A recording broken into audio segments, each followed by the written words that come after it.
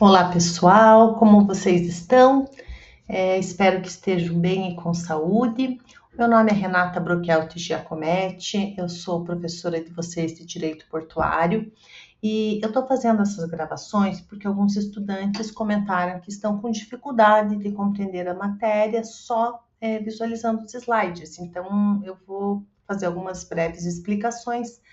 Apesar de eu já ter gravado aulas, né, no formato à distância, não é minha rotina. Então, peço que vocês considerem isso, né, que é um, é um exercício, está sendo um exercício para mim fazer essa gravação.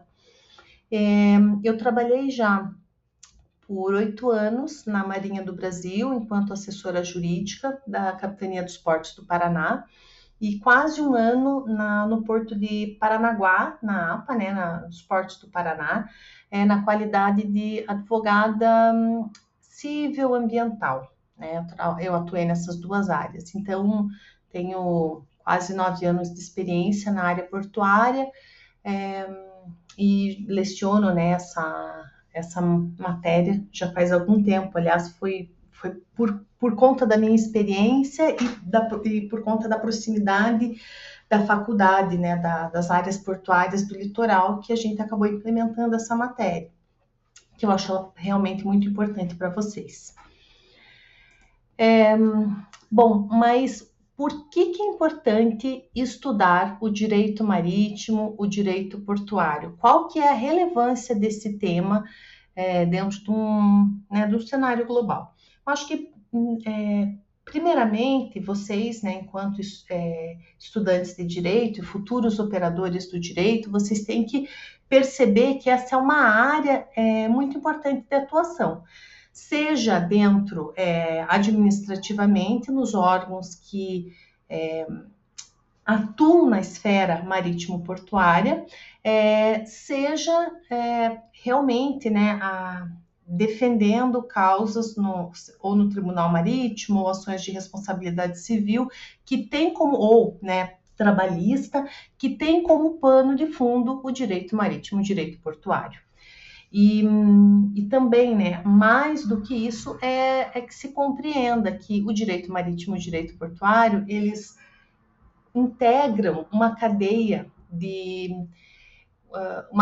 logística internacional.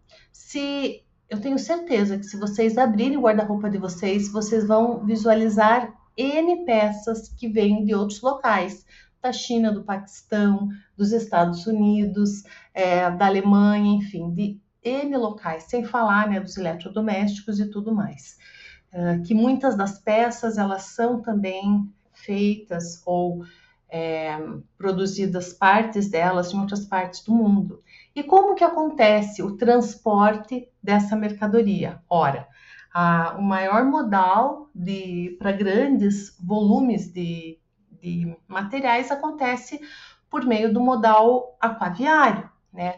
E vocês devem ter visto no material de apoio, eu coloquei três textos falando sobre os modais marítimo, né, o aquaviário, terrestre e aéreo, mas em termos de volume, o modal marítimo ou aquaviário, né, que são sinônimos, eles acabam fazendo, não são sinônimos, mas o modal aquaviário, ele abarca tanto marítimo quanto fluvial. O marítimo está relacionado com os mares e o fluvial está relacionado com os rios.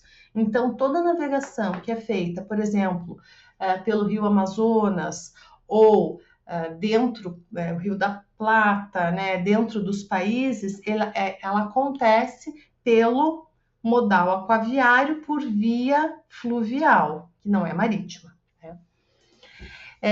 Mas como que aconteceu essa evolução histórica do direito portuário?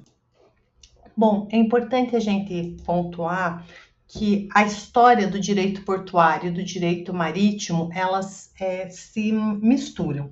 Porque enquanto o direito marítimo é mais voltado para as questões de navegação da embarcação, navegabilidade, e também seguros marítimos e até responsabilidades decorrentes de acidentes, a evolução do direito portuário ela está atrelada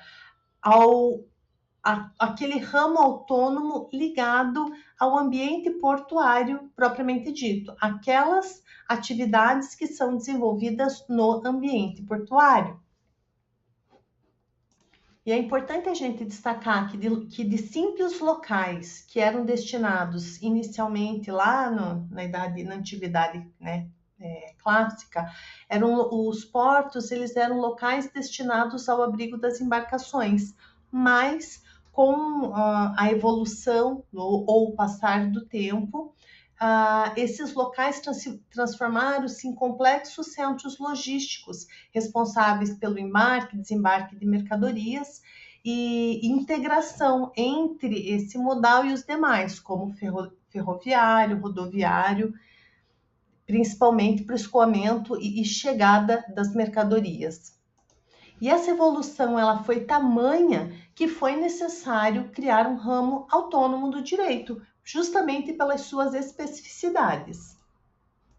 Assim, a gente pode dizer que o direito portuário ele abarca o conjunto de princípios e normas que disciplinam a organização, administração, exploração e utilização do que? Da infraestrutura portuária, bem como das relações jurídicas estabelecidas entre o Estado com letra maiúscula, que eu estou me referindo à União, os operadores portuários, os arrendatários, trabalhadores, usuários e demais agentes que participam dessa atividade no ambiente portuário. Contudo, é bem importante que a gente tenha em mente a interdisciplinariedade dessa matéria, porque ela está constantemente se relacionando com direito administrativo, direito econômico, direito ambiental, direito internacional, direito do trabalho, direito aduaneiro, enfim, com uma gama, né, de outros direitos. Por isso que ela é uma matéria que é estudada normalmente nos anos finais ou nos semestres finais do curso de Direito. E aqui no quadro em azul eu faço uma pergunta para vocês, né? Qual ramo dedica-se primordialmente às relações decorrentes de navegação e das embarcações? E qual é o ramo que concentra-se na disciplina jurídica da infraestrutura terrestre destinada ao apoio de navegação? Muito bem, o primeiro espaço é para o direito marítimo e o segundo espaço para o direito portuário. E qual a importância estratégica do direito portuário no Brasil? O que vocês sabem sobre isso? O que vocês já leram sobre isso? E aqui eu trago um trecho bem relevante, né, de Rodrigues, de alguns autores, né, Rodrigues et al., de 2020. Os portos desempenham um papel fundamental no desenvolvimento econômico das nações. Desde as primeiras civilizações, constituem ponto de integração entre as diferentes regiões, permitindo a circulação de pessoas, mercadorias, capitais, né, no sentido de dinheiro, e conhecimentos. Assim, né, no mundo contemporâneo marcado pela intensificação da globalização e da expansão das cadeias internacionais de produção, os portos assumiram posição estratégica para a competitividade econômica dos estados, tornando-se elementos essenciais de infraestrutura logística e do comércio internacional. E nisso é importante a gente sempre pensar que quanto mais modernizados são os portos ou a infraestrutura portuária, isso reduz o tempo de permanência das embarcações nos portos, ampliando a produtividade das operações de carga, de carregamento e descarregamento das embarcações, favorecendo a integração com os demais modais, né, de transporte e contribuindo para o desenvolvimento regional. Nesse ponto, é importante a gente lembrar que o custo E aqui é importante a gente sempre pensar que enquanto a estadia é o período de atracação da embarcação, é o período em que o navio fica atracado no porto, realizando as operações de carga e descarga, mas esse tempo ele já é previsto, né? Já existe uma estimativa do tempo em que vai demorar o carregamento e descarregamento dessa embarcação. Agora, o tempo que a embarcação passa a mais atracada no porto, isso se chama sobreestadia ou demurragem, que seria uma indenização paga por aquele, né, que está fazendo pelo afretador, pelo tempo excedente nesse procedimento. Cada ator dentro desse cenário a gente vai ver, acredito que na aula 5, mas só para vocês, né, terem uma noção. Então, o afretador é aquela pessoa que está custeando a viagem, né, os custos da embarcação, de grosso modo. Ou, trazendo um termo mais técnico, o afretador é a pessoa ou empresa que aluga no todo ou em parte uma embarcação ou outro meio de transporte para realizar o envio de mercadorias ou cargas. Nesse sentido, é importante a gente lembrar a importância do transporte ou do modal aquaviário para o Brasil, considerando que é um país com uma extensão de litoral de 8.500 aproximadamente quilômetros, além de uma rede hidrográfica gigantesca. Então, o modal aquaviário para o Brasil é muito significativo, ele é muito importante, além de ser o modal mais eficiente com menor custo logístico. Outra informação importante é que a gente pense do impacto que um porto traz nas cidades que ele nasce, né?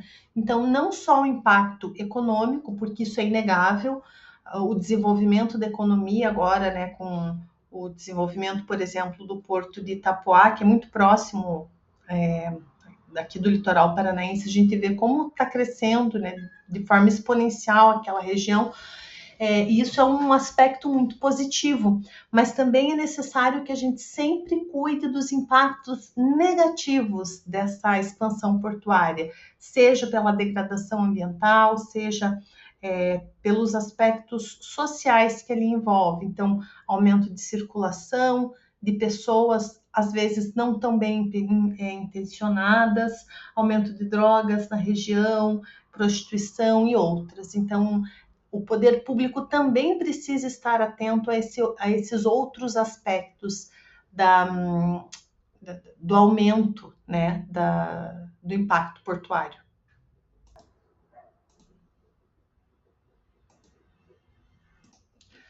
A Organização Portuária Brasileira, ela possui uma integração muito forte entre poder público e iniciativa privada. Então, é um setor muito complexo, composto por diferentes instalações portuárias e uma diversidade muito grande de agentes. Sejam esses agentes responsáveis pela administração, operação, fiscalização ou utilização da infraestrutura destinada ao transporte aquaviário. Como eu já falei, né, os agentes portuários a gente vai ver na aula 5, se eu não me engano. Então, ao longo do capítulo, a gente trouxe as principais distinções entre o direito marítimo e o direito portuário, a importância do direito portuário no contexto nacional e mundial e os seus múltiplos fatores de influência. E também a interdisciplinariedade, pois ele atua diretamente com outros ramos do direito, como o direito administrativo, ambiental, internacional, econômico, do trabalho e outros. Espero que essa nossa conversa tenha auxiliado na compreensão do texto. Eu coloco os principais autores ou leituras recomendadas e permaneço à disposição.